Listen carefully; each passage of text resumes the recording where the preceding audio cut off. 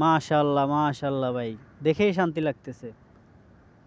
দেশের মাটি থেকে ইউরোপের উদ্দেশ্যে সিলেটের বিমানবন্দর থেকে প্রথমবারের মতো কার্গো বিমান যাচ্ছে ইউরোপ, স্পেন।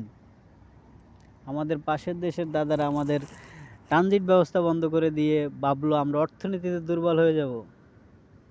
তারা ওই চাওয়ালা হয়তো ভাই বোঝে নাই দেশটা কার হাতে। যে আমাদের দেশটা কার হাতে আছে এখন বর্তমানে, ডক্টর ইউনূস ভাই।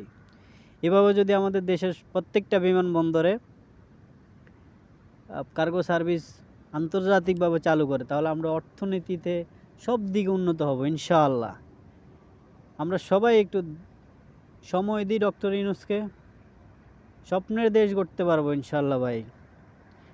সবাই মিলে একটাই আওয়াজ তুলুন, ডক্টর ইউনূসকে আমরা আরও 5 বছর 10 বছর চাই।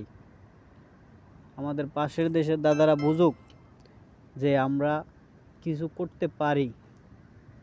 দেখেন ভাই, দেখেন প্রথমবারের মতো, মাশাআল্লাহ।